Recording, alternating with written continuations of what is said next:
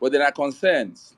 The concerns hover around the desperation that the party, the PDP, which was trounced in the last election. You know, we won like 7 um, House of Reps seats out of 8. We won 1 out of 2 declared senatorial seats. 1 was stopped because of the murder of our senatorial candidate. So it's something like that has never happened in the past 24 years. So it's like a big, oh, so this thing can happen, and everyone is just quite looking forward to the next one. So the PDP is not taking it lightly. They're not taking it like sportsmen. In fact, they have gone like haywire. Today, this morning, in my local government, issues of local government, a combined team of the police and the army arrested thugs, heavily armed thugs, who were infiltrated into my local government and quartered in a government guest house, heavily armed. I think the impression is to insinuate them into the communities so that around Friday they will start shooting. They will start shooting. So there was a tip off. All of us were aware of it, and then by the grace of God, they were arrested. Right now, they are in the custody of the Nigerian police in Enugu because the DPO, who had come under intense pressure from PDP hierarchy, moved fast to remove the matter from his hand. They are in the custody of the Nigerian police in Enugu now. So I urge all obedience to put their eyes on that matter. We know that the issues of matter is not an isolated incident because they are acting under a general instruction. And we have information or knowledge that in other parts of the local government, Ibeze North, Ozowane, Udenu, thugs are being insinuated into different hideouts. They are being dressed up in military, in police uniforms, and even arms which we understand were acquired legitimately for the legitimate use of civil the community police, like the forest guards, are being given to them now. So, but so far so good. The police has assured me, the army has assured me, the DSS has assured me that they are equal to the task, and they will do everything to make sure that there's a free and fair election. But all over Enugu State, people are aware that, for instance, a former member of the House of Reps from Enugu East Senatorial Zone who failed in his bid, and somebody they call whose guy name is whose alliance is Mama, they are involved in recruiting thugs and armament to cause maximum disturbance in selected areas of Enugu Senatorial Zone. Opera Square, where thousands of people came out to vote for Obi, is very close to the government house, to LP.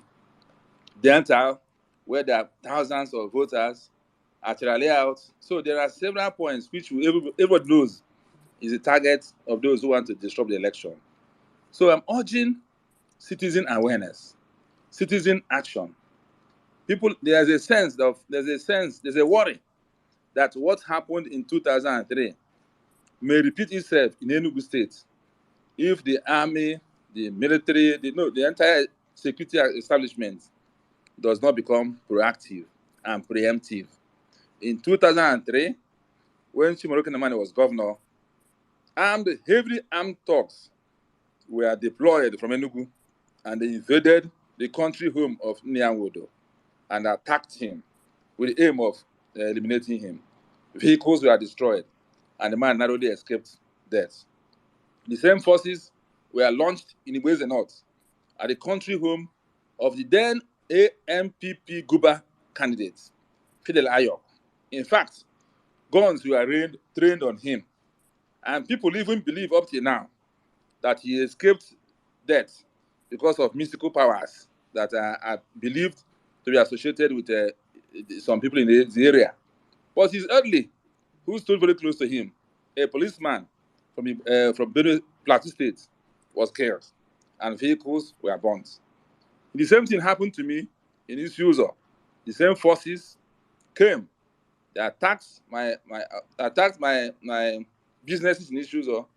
Houses were burnt, vehicles were burnt, my petrol stations were burnt, and my uncle, a direct uncle relation, Edward Obago, Edeoga, was killed in that 2003 when the PDP government under Chimoroke Nemani was acting to coerce the people of Enugu State to sustain his government, which was then not popular across board. Even then, Mbaka was already at war with him, and various powerful interests were at war with him. So there is now a sense that under the Ifeanyi government, having suffered defeat, that they are now trying to replicate 2003. That is the worry in Enugu State. So I'm using this platform to urge everyone to be vigilant, because vigilance is a price of freedom. Eternal vigilance is a price of freedom. People should protect their communities. Youth should protect their communities so that their electoral choices and views are not coerced against their wishes. That is just the underlining that I should bring up. Otherwise, Labour LP is upbeat. We have done all we need to do. We have campaigned, we have canvassed, we have convinced as many people as possible. And I think we are ready to go. If the electoral people do not work against the democratic expression of our people's will. So we are urging INEC through this popular platform to do the needful, do the right thing, be the neutral empire that it ought to be.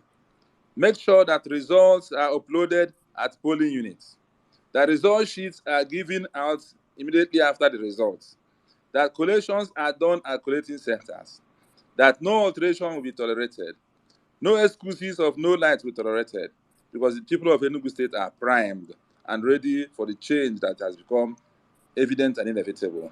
We are on the cusp of change, a big change, and people are upbeat and happy and looking forward to the coming of LP all the way this Saturday that is coming, to begin the creation, the evolution of the Enugu State of our dreams, where equity and justice and fairness and transparency and developmental initiative will be uppermost in our minds.